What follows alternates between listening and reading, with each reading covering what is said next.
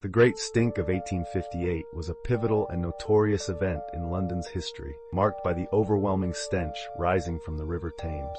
This environmental and public health crisis not only underscored the dire state of sanitation in the city, but also spurred transformative changes in urban infrastructure, forever altering the course of London's development. In the mid-19th century, London was one of the largest and most industrialized cities globally, with a rapidly growing population that exceeded 3 million. However, the city's infrastructure had not kept pace with its expansion, particularly in terms of sanitation. The River Thames, once vital for water and commerce, had become a dumping ground for untreated human waste, industrial effluents, and household refuse. The problem was compounded by the lack of an effective sewer system. Cesspools, which were used widely, frequently overflowed, spilling their contents into the streets and waterways.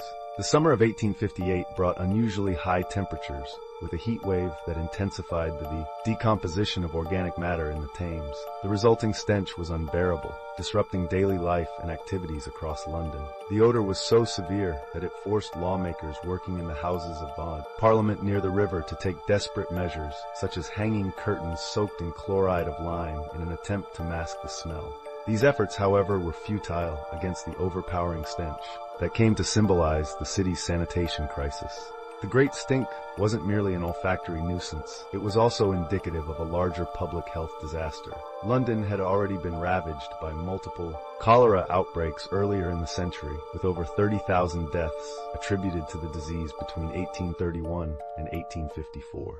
While the scientific understanding of cholera's transmission through contaminated water was still emerging, many people at the time subscribed to the miasma theory, believing that bad smells caused disease. The crisis reached a tipping point, compelling the government to act decisively. Public outrage and the impact on lawmakers forced the approval of a comprehensive plan to clean the Thames and modernize London's sewage infrastructure. The monumental task of addressing the problem fell to engineer Joseph Bazalgette, who designed an innovative network of underground sewers.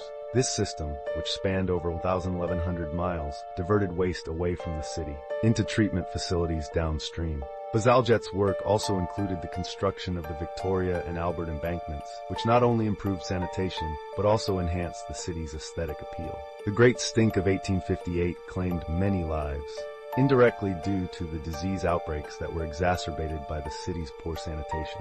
While exact numbers vary, it is estimated that tens of thousands of people had already succumbed to cholera during the preceding years, with the crisis serving as a grim reminder of the toll poor public health infrastructure could take.